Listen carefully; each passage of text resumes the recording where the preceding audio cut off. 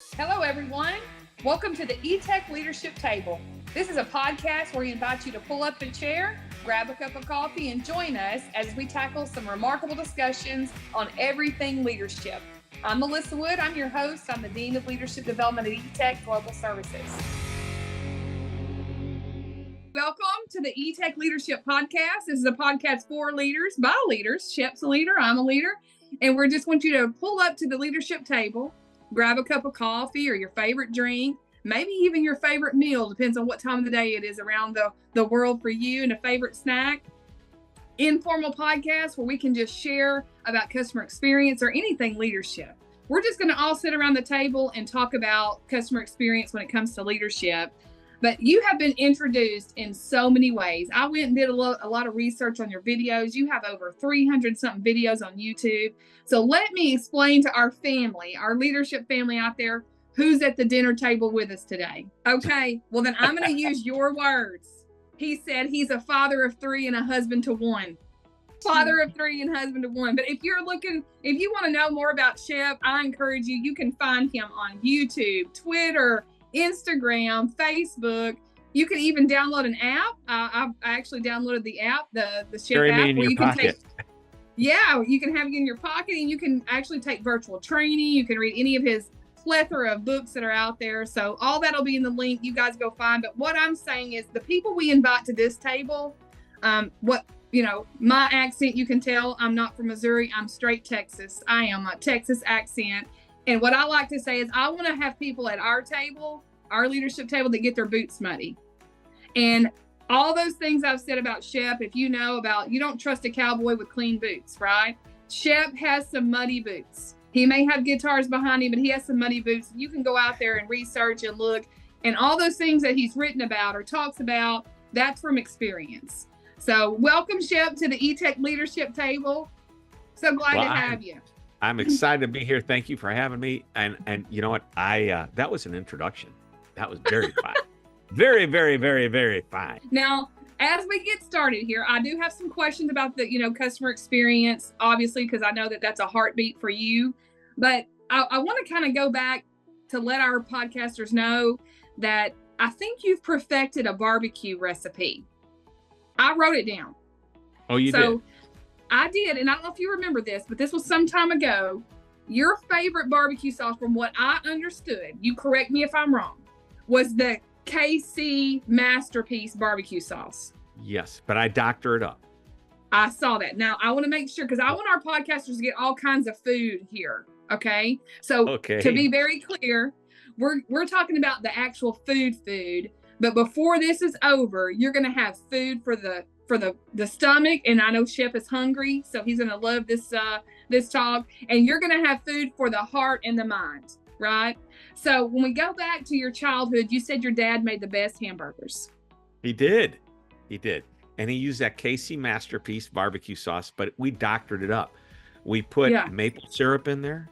We put brown sugar, and we put some spices like, pepper, make it spicy sweet, but really sweet. And it was like it caramelized onto the hamburger. It was just not like a light broth. It was like almost not quite candy, but really darn close. It was really good. Really good. So did y'all put that on there like right before it was to be taken off, or did you cook it the whole time on there? You have to be careful because the sugar it crystallizes or caramelizes to a point where it almost feels charred and crunchy. You don't want to go there. So just the slightest hint of it as you start to cook it. But then once you're ready to, you really want it to bake on there. So toward the end, you load it up, and don't be shy, make it thick, put it on there thick. Don't be shy. You can't be shy in customer service either, huh? You got to put it on thick. You got to put it on thick. I set you up for that line. That's very good. I know. I called it. We're pretty sharp. We're pretty sharp over here. So we will also add your recipe, how you doctored it up. Namisha will make sure, if you guys don't know Namisha, she's behind the scenes. She's awesome, but she'll put those, that barbecue recipe, Shep's barbecue recipe. So all those things that I told you about that Shep does, those are really, they're basically ingredients and recipes to how to be a better leader, how to provide better customer experience. So I can taste it now. I can taste it on seafood. I can taste that barbecue sauce on fish and chicken. Oh my goodness, we should have had that for the Super Bowl. Sure. Yeah, definitely chicken. Shrimp, sweet. It's spicy sweet on shrimp. It's very good. Don't mess with the lobster. Go straight butter with the lobster.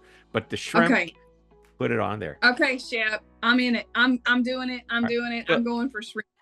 How about we give them a recipe for creating the customer-focused culture? This is straight for leaders. What do you think? Should we give them a recipe?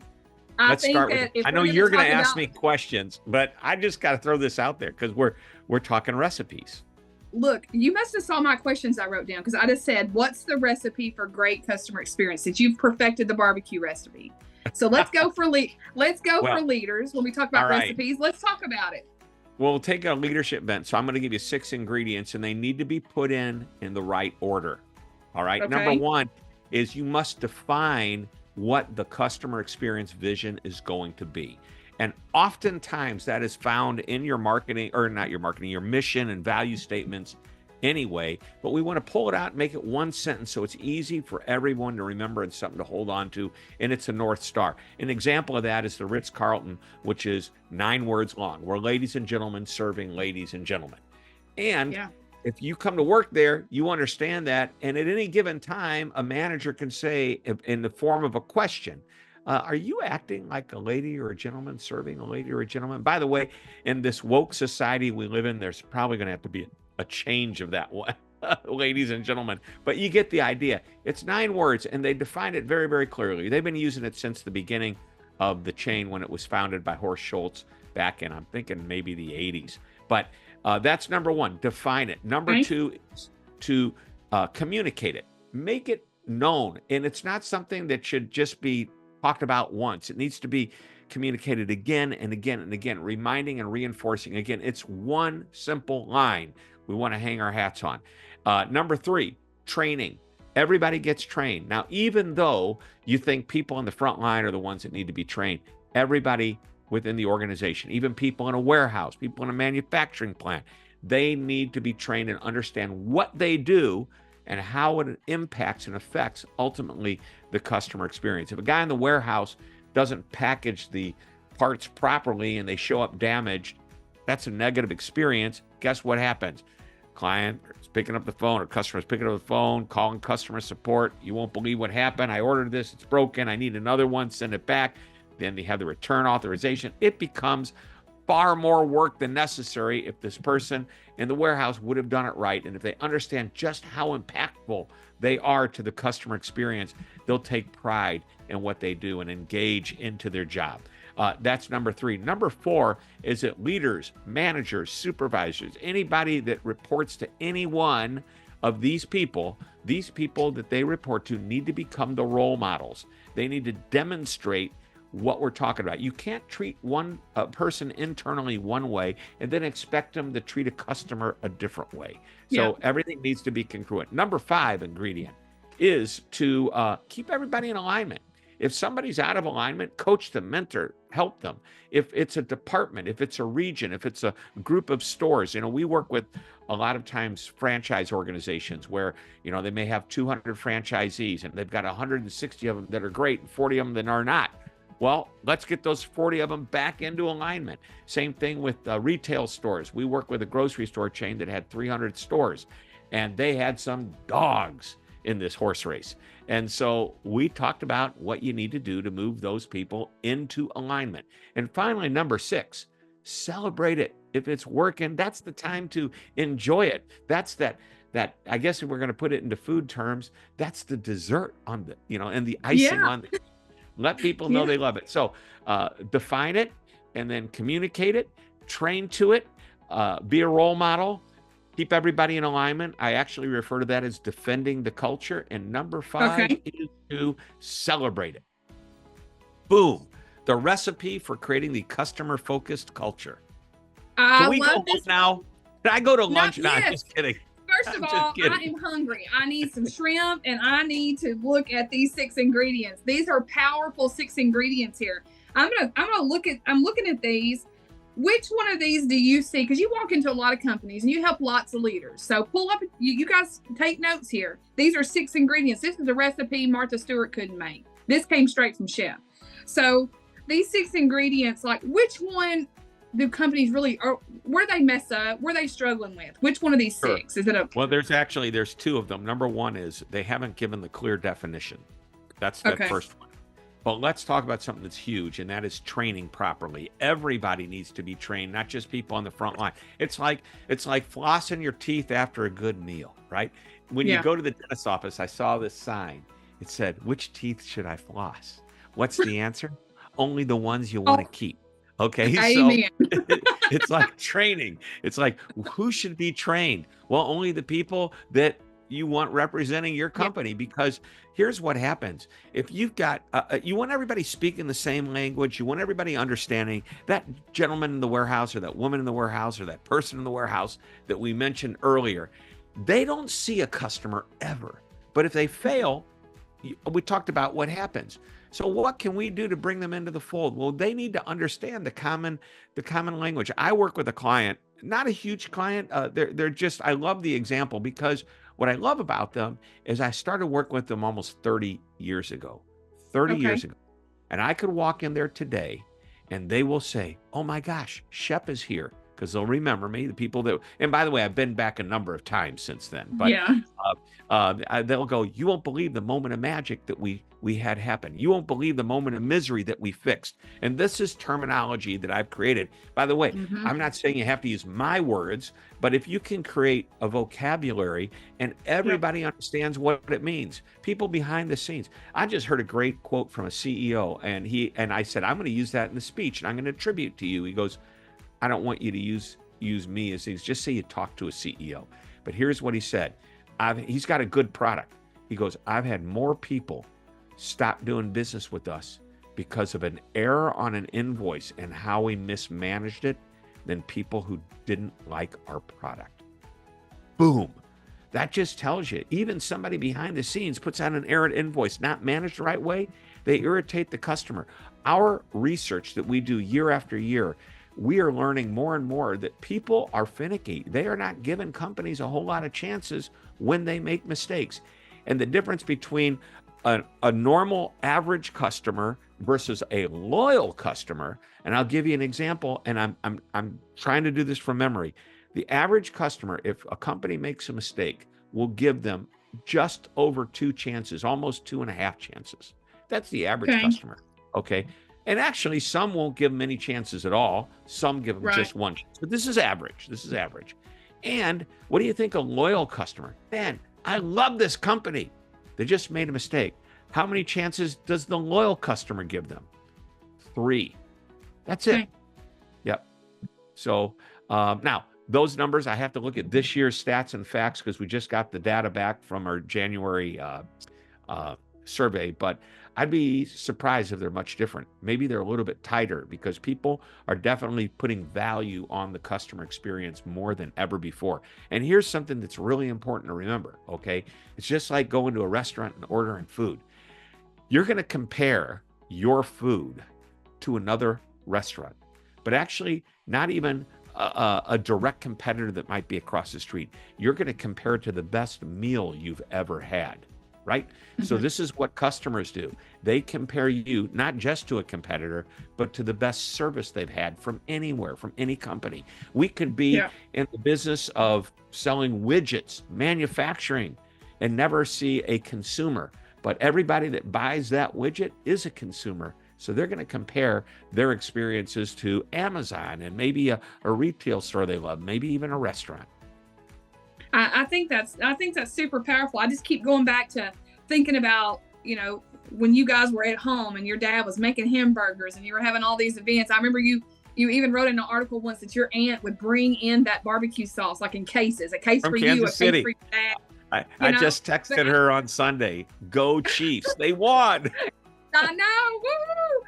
But I was thinking, you can have the best chef at home. Like it can be a best chef, but if you invite people over to your house, you could be serving up the best barbecue sauce, but if you're rude to them and you don't really show them a wow factor, then they won't want to come back. So it's the same thing here. We don't give people, it doesn't matter if it's the best food, you're not going to come back somewhere you don't have a total experience with. In the 1980s, long before you and I were ever around, right? So in the 1980s, TARP, T-A-R-P, the Technical Assistant Research Program, did, to my knowledge, the first major study on customer behavior. One of the questions was, why do customers leave? And 72%, some like 7 out of 10 customers approximately left because of rudeness or apathy. Yeah. Okay. Today, we ask the same question, and the number one reason customers leave is basically, you can call it rudeness, apathy, but it's unfriendly people. What do you think the number one reason customers want to do business with a company? Okay, there's three words. There's three. We gave them a lot of words to choose from, but number one was friendly, and then right after that was knowledge and helpful. Okay, so they want, you expect friendly, knowledgeable people who will help them. Well, how hard is that to do? That's generic. That's every company, any business. And I don't care if I'm calling you in your customer support, if you're in sales, maybe you're just answering the phone and you're friendly and you're going to be helpful and get me to the right person, you know? Yeah. So that demonstrates that I'm friendly and that I'm knowledgeable, because I've now heard or maybe you haven't told me who you need to talk to, but why you're calling. I can route you to the right people. And you know what? I'm just, friendly, knowledgeable, helpful. That's what I do. That's not that difficult. Hey, Shep, you're baking now, because baking has specific ingredients. Baking has like specific measurements, and that's what you're giving here. You're geeking out on I was watching you in a video one time, and you said, I know you love the numbers. You love the numbers here. These numbers are really important because the numbers don't lie, right? So I love these measurements you're giving, friendly, knowledgeable, and helpful. I know what you're saying. It's common sense, but common sense is not so common. And that's one of my favorite things to say. Yeah, that common sense is not so common. And I appreciate you opening up this recipe book.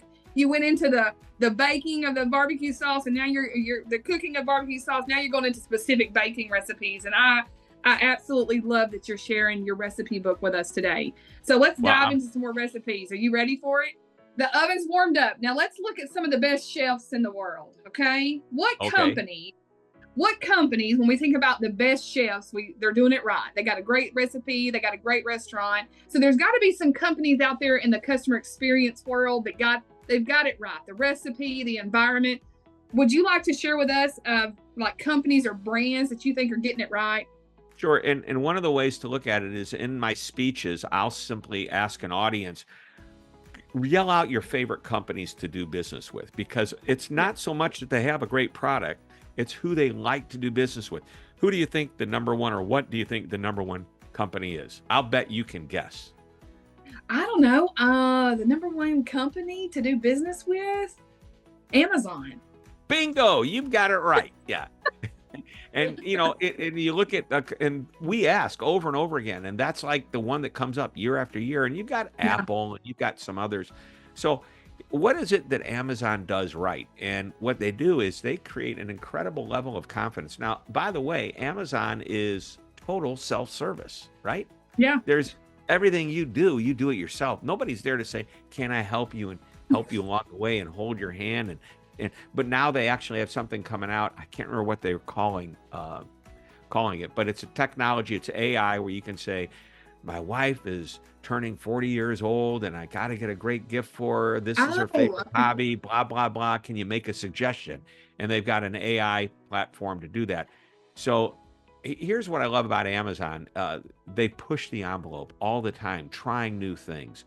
And what they try to do is create an incredible experience that makes their customers want to come back again and again. Then they did something really smart a while back. I know we're getting off on a tangent, but they created a loyalty program. Now, it's a loyalty program is what some and many, if not most people, call it, but it's really not that. It's a membership program. It's called Prime. But as a member of their paid loyalty program, you get free shipping, access to videos, and all that on their Prime. And there's a lot of benefits to it. And here's what they figured out. If you'll spend a few dollars with us, you want to get your value, so you're not going to go anywhere else. Ooh, that's smart right. move. So they were great. Anyway, they do a lot of good things. One of the things they do really, really well is they create confidence by the moment you place your order, you get an email. Orders placed. Next, orders shipped with tracking information. Next, picture of the order laying against your front door. It's been delivered. Next, picture of the porch pirate stealing the order no, I'm just kidding. They don't do that one. But they've created this great system and nobody likes to get a lot of emails, but there you go. They've created a system that the emails they send are so relevant and important that people don't mind them. All right. But there are companies out there, and I already mentioned the Ritz-Carlton, one of my favorites, a great insurance company, USAA, constantly recognized top, but it's like you're part of the armed forces at one point, or a veteran, or your family member. They really take care of their customers. Love the hotels that do it. I mean, you can think of the top brands. One of my favorite companies, Ace Hardware. Why Ace Hardware? I actually wrote an entire book not about Ace Hardware, but using Ace Hardware throughout the book for every example, because I wanted to take a rock star company that nobody had ever written about and show that here's what they do, and they do it all right. So it's called Amaze Every Customer Every Time. And actually, if you buy the Amaze Every Customer, CAC, every time, there's your ACE. ACE, okay. I have way too much time on my hands, but seriously, I took all these different ideas and I put them down there and I go, okay, now here's an iconic store. And by the way, I wasn't going to write about Ace. How did I come to write about them? I happened to be doing a speech for one of their big meetings, and I was sitting with their executive team, and they said, why don't you ever put us in your books? And I said, well, I have actually put you in my book. And they go, you should do more. And I go, let me ask you a question. If I were to walk out there, and it was in San Diego, if I walked down the street and I asked 10 people, who's your favorite company to do business with? Do you think, or give me your top 10 companies. Do you think Ace Hardware would be in there? And they go, absolutely. I go, prove it to me. So they gave me a magazine, a Business Week magazine, huge magazine, listed the top 25 customer service brands. And they listed it based on reviews, ratings, feedback, all the things that's public information from tens of thousands of consumers. And Ace was number 10, beating the Ritz-Carlton because they were number 11. That amazed me.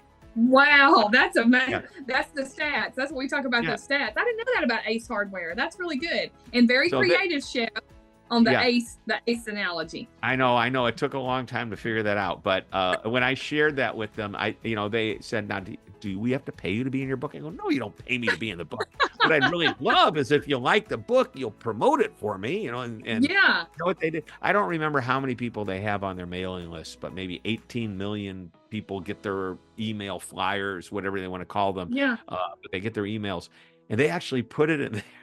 And that's awesome. Wow, 8. So if like 1/4%, wow. Okay, and we actually did really, really well with that book. But the whole point is, whether you're Ace Hardware or whether you're a manufacturer in the B2B world, whether you're in a contact center, there's probably, I'll argue that any company, all 52 of the tools that I I called them tools. In the book. All 52 of these tools apply to every company. And I'm going to say that within, like, even a support center world, I'm going to say, probably 35 to 40 of them are direct. And what I wanted very tactical tools that people could say, okay, I'm going to do that. I could probably do it tomorrow, or I could start working on it with my team and get it done really quickly. And not expensive, very inexpensively too. Yeah, that's one thing. That's why I wanted you to come on this podcast today. I think that we share that in common. Like, I'm a hands-on. I need you to give me 6 steps that I can take. I need to give me 52 tools and show me how to use them. So I think that's critical, that you're giving you're not just talking about food, you're providing recipes. Recipes have been timed and tested and proven that actually work. I'm telling you, Martha, if you're listening, I'm sorry, but this is the real deal. Here, we got it. So maybe Snoop Dogg will end up being, maybe they'll do a video with me. Yeah. Maybe so. That'd be cool to put you on the video. So how about you be my Snoop Dogg? You be my Snoop Dogg. I can be Snoop Dogg. I can do it. I can do it. I can see a commercial coming up very soon, Shep. Very soon. May I wear my cowgirl boots? I'm going to need boots. I'm going to need Muddy boots boots. on. Muddy boots. Muddy boots. I can do that. Take them off when you're on my carpet. I can do that. See, we can make that happen. So we went through the recipe of the 6 ingredients, and we've talked about, industries out there that really are great chefs at this. They've got it down. I've got the recipe down. They know how it works. And you taught me something new with Ace, and I know that's new for our listeners. That's great. And I want to give a shout out to Ace Hardware. You got an ace in the hole. And I guess that's what George Strait wrote that song about. So I'm guessing it's about Ace Hardware. That's what I'm thinking. So, and then there are companies that struggle, right? So I know I don't want you to tell me the companies that struggle. Where do they struggle? Like in the branding, or where do they mess it up? Well, the biggest problem is inconsistency, because think about it. There's a reason they're still in business, because sometimes they must get it right with enough people that they keep coming back. But the inconsistency is what's holding them back from going to really a whole nother level. So that's, and I try to mention that in almost every speech that I do as I head toward the end of the speech. No matter what I've done today, if you are one day you're great and the next day you're just okay, you're not going to hit it. I also think that most people settle for satisfactory. Most companies do. Satisfactory is a rating. It's not an emotion. So I wrote an article recently on the customer hierarchy of needs. Like Maslow's hierarchy of needs, and the base is, the products need to work, and then you work your way up to where customers feel truly appreciated and there's an emotional connection. Well, satisfied customers aren't emotionally connected to you. It's just, how was the experience? It was okay. Well, okay means give me something better than okay, and I'll probably come back to a different place. But if all you are is okay, you risk losing that customer. They're not saying it's bad either. So on a scale of 1 to 5, where 1 is bad and 5 is amazing, 3 is like average or in the middle or satisfactory, or as I like to use the word fine.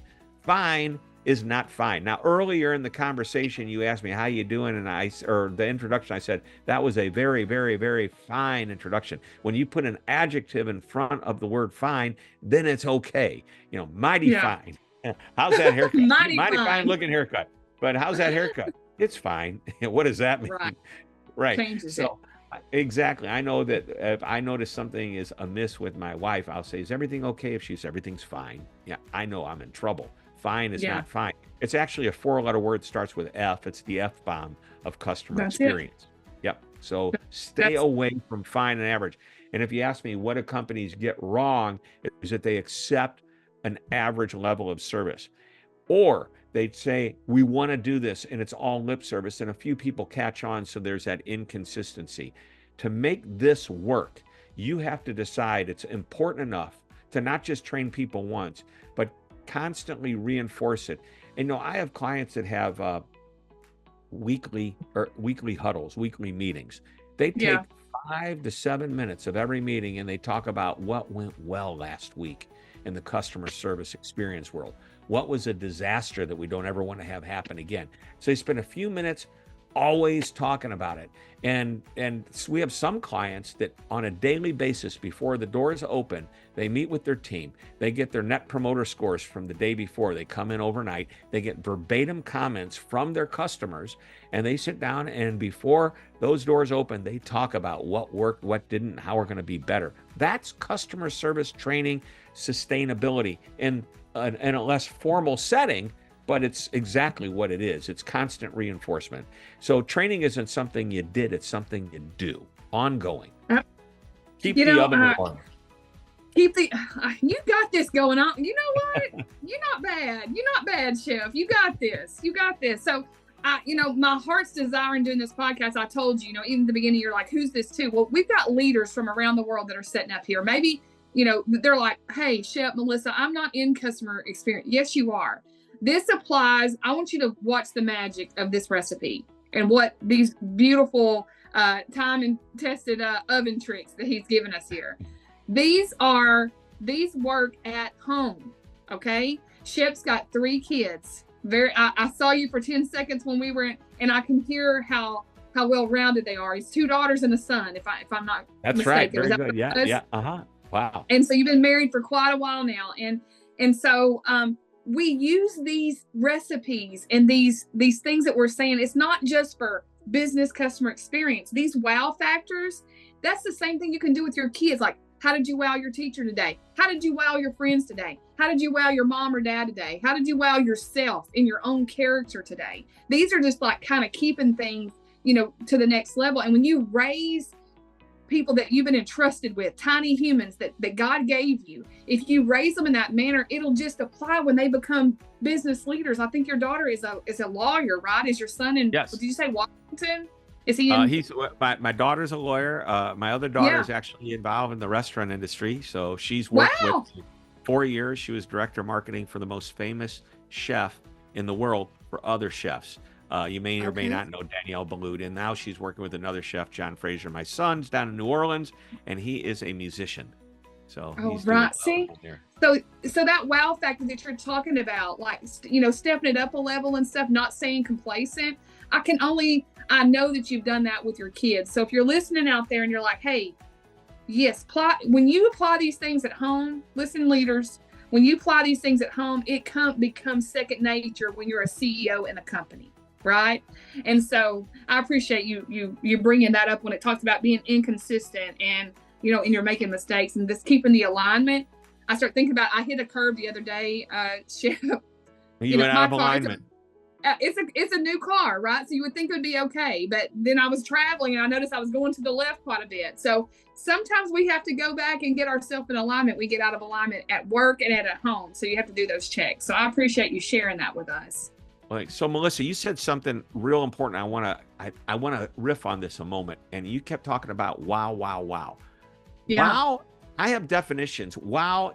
To me, most people are going to think wow is about an over-the-top experience.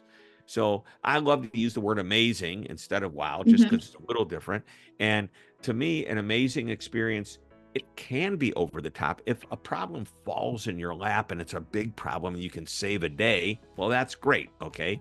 But most of the time, we're not dealing with those kinds of issues. Right. So what we need to be amazing, or what we need for people to say, wow, I love doing with them, isn't about going over the top. Here you go. There's two things that can happen. Either you can be a tiny bit above average, okay? And it needs to be consistent. So on a scale of 1 to 5, if 3 is average, be a 10% better, 3.3, okay? And what does that mean? So I asked the first president of the Ritz, Horst Schultz, I said, what does 10% better than average look like? Because he said that's the number that can turn you into an iconic brand like the Ritz. He goes, the example is, use the customer's name the right way. A guest gets out of the vehicle as they enter into the hotel. The person working the door looks at a luggage tag and says, oh, are you Mr. Hyken? And I go, yes, I am. Well, welcome to the Ritz. Walks me to the front desk. The person behind the front desk is there, and that person carrying my bag says, Mr. Hyken's here to check in. Well, welcome, Mr. Hyken. So I don't think you should overuse it, but imagine this. I come down 2-3 hours later on my way out to go to dinner, and the person who saw me at the front desk says, hey, Mr. Hyken, is your room okay? Whoa, that's pretty cool. So there is an example of nothing special, but when you put a bunch of nothing specials together, you blow people away. So the other thing is to just always meet the expectation. What is the expectation? Remember, I talked about friendly and knowledgeable and helpful. Well, how about this? If our customers walked away from doing business with us and said, wow, every time I call them, they always get back to me quickly. They're always so helpful. They're always friendly. They're always knowledgeable. The word always followed by something positive means you're hitting their expectation. So if you continue to do that, why would a customer want to do business anywhere else? It's not rocket science. It's common sense, to your point, that's not always so common. And I want you to remember that. When there's a problem, a big one, you get to save the day. But otherwise, consistent and predictable experiences that make customers say, yeah, they always do that. Hey, I didn't know this was going to be marriage class one-on-one, because this applies to marriage as well. That too. Yep. So maybe next time we won't talk about food. We'll talk about, partners. In 2 years, in 2 weeks, I will be married 30 years. But these two examples that's the hardest year. Is it? Well, we'll talk afterwards. We'll talk. Everybody says that. They said 29 is the hardest year. 15 is the hardest year. 30 years. But it applies, right? The tiny bit above average, and then meet expectations, right? Yep. Just there was a mentor I had. His name was Ken Brumfield. Ken, if you're out here listening, thank you for teaching me about EBITDA and about how to read P&L statements. I appreciate you very much. But he's the president of the Zelle Corporation, and he came in and did meetings around the world. And here's was his meeting. He said, "Be here when you're supposed to be. Do what you're supposed to do." Starts there. And I thought that was that's so powerful. He said, "That's where you start. You start with meeting the expectations, and then you do the tiny bit above, like Mr. Hyken, how is your room? Those things." So that's powerful. Okay, Chef, your daughter's gonna want to see this podcast. Let me tell you, she could play this for all the chefs she trains. Okay. Well, you talked a lot when you gave us the recipe, the first ingredients in this recipe here for defining the customer experience. You talked a bit about education. So this is a sweet spot for me. This is my favorite thing to do. I live my life trying to educate leaders around the world. What role does employee education play? How significant in the customer experience? It's perhaps, well, as we talked about before, once you get beyond the theme and knowing exactly what you want the employee to do, you got to train them, right? How important is it? If you got 100 people, and 99 of them are well-trained and one of them isn't, and that's the person I talk to, now my impression of your entire company is that person.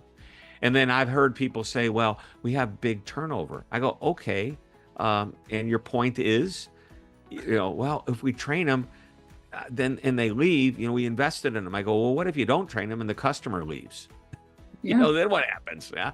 So I think, it's a high priority. It's beyond onboarding. It's consistent and it's sustainable because of the consistency. And again, you don't have to do it every day. You don't have to do it every week. We have clients that bring our trainers in once a quarter for refreshers. And all we do is talk about what's working, what's not working. And because we're experts, we can say, well, this is what you could have done. This is how you do it next time. And we can layer on some education around it. But all they want us to do is keep service front of mind. Here's a great exercise. Pull out a little recipe card, okay? Just an index card. And between now and next week, have your employees give everybody one of these index cards, or you can call them recipe cards, but I call them moments of magic cards, because I want you to write down an example of when you created a positive experience for either a person you work with, your internal customer, or an external customer. And that's what I call the moment of magic. Anything positive. It could be something as simple as, a customer called, I called them back within 20 minutes and they were so impressed. That's pretty impressive. Customer called, their entire network went down. It was Friday night at 5 o'clock and we sent 6 people out there to fix it. They worked on it all weekend. That's the over the top, okay? But that's a big, but so it can be anywhere from little to big. It doesn't make any difference. It could be just something, I practiced friendly greetings all week this week so that everybody that walked in got a smile from me. And if you do that consistently, you create something called service awareness. And what we do is we have all the employees fill out these cards. And by the way, I have clients that have thousands of employees and some that have hundreds, some that even have less than 50. And they do this on a regular basis. They meet as departments. And not everybody gets to share every week, but everybody has to bring one every week. And then randomly they get chosen to share, a few people to share it. And you're amazed at what happens when you start to become aware of when you're delivering the service and experience that customers want and love. That is, I tell you, this is why I was excited to meet with you today. This is what I talk about, getting your boot. You're not just talking about it, you're being about it. This is actually something that you can hold on to. A lot of times we get people to see, fill out a card when you saw a great experience, when you saw someone else do that. Right. This is not that. No, because that's a cop-out. Yeah. I want you, the employee, the team member, whatever we call you, I want you to tell me when you did it. And by the way, if you do this on a regular basis, we have clients that do it once a week, some, even once a day, if like that one bank that I was referring to. But if you do it once a week or once a month, you can change it up. Say, give me an example of a positive experience that you created, not from a negative experience, but just something you did that you recognize as positive. Now, next week, I want you to take a problem. Somebody had an issue, a concern, they were upset. You turn that moment of misery into a moment of magic. The third week, I want you to recognize somebody on your team that did it. There's the one where you can say, I saw somebody doing it. All we're trying to do is constantly be thinking about it. But if you do that, think of the other person, that last one, often that's a cop-out. You want people doing it on their own more often than, observing somebody else doing it. That's a recipe. That is something you can take right now. That's something I can take. You can take. Easy to do.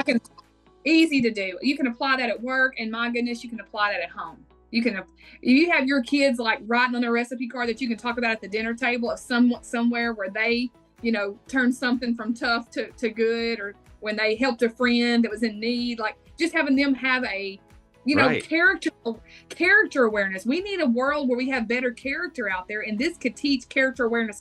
This could go a bunch of different ways, Shep. Yep. This could go I knew I liked you. I don't know if you know that I just had my first grandson, my first grandbaby. He's 3 months old. His name is Shep. So I knew I felt Seriously? Wow. Yes, I love that his name is Shep. He's wonderful, Shep. He actually, you and he have the same haircut. It's awesome. It's absolutely awesome. Okay, well, we're gonna congratulations, Grandma. Thank you, Graham. That's what I am. I'm so excited to be one. So we're gonna wrap up. I appreciate you coming on. I have a final question for you. And I know everybody's like, but this question is, you see so many companies doing innovative things. What are you seeing like that is super innovative now in the area of customer experience that you just want to highlight? Any new tricks, techniques that you've seen out there? The hottest thing right now is generative AI, the ability to communicate with the computer with a real voice. Okay. But how about this? We focus on, and CX leaders are spending most of their money on the customer experience. The smart ones are recognizing the same experience that customers have can also be what employees have. So if you're in a support center and you're talking to a customer and they're asking you a difficult question, you no longer have to have the answer. You have to know how to prompt the computer properly to give you an answer that you can then feed back to the customer with perhaps some empathy, sympathy, some kind of emotional, so you create that connection, be human.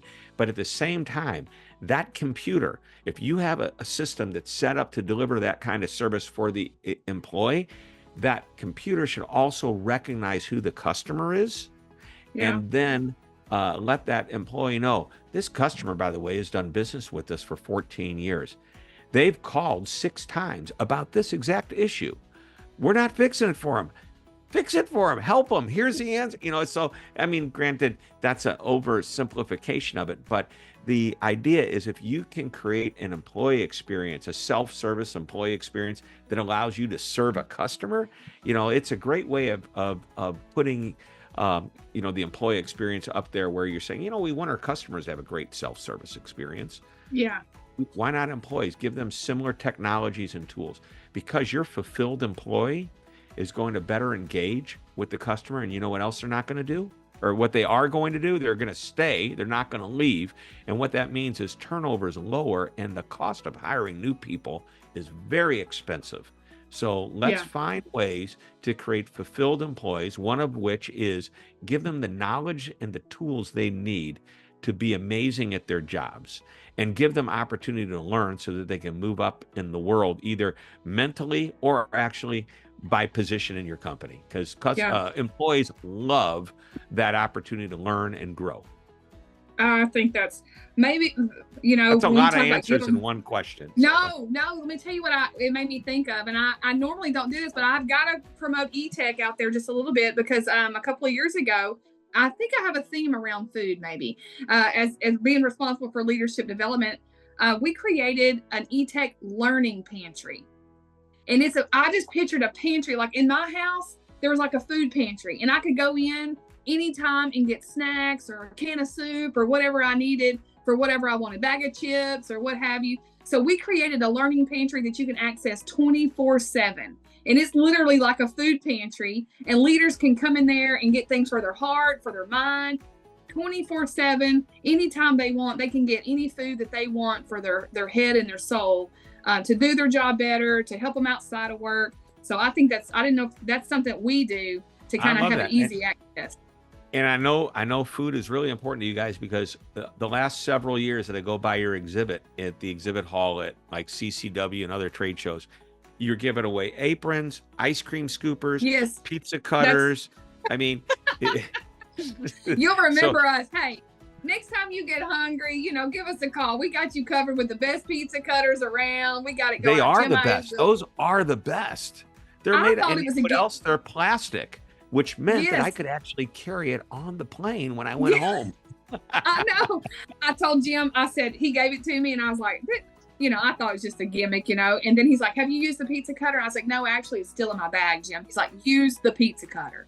So I go use, it's phenomenal. It works. It actually works. Sometimes we get things at those events that don't work, but that actually works. Well, Shep, on behalf of all of our listeners around the world, it has been an absolute pleasure talking to you all things sweet and spicy when it comes to recipes for our success when it comes to being a leader. And I appreciate your time today.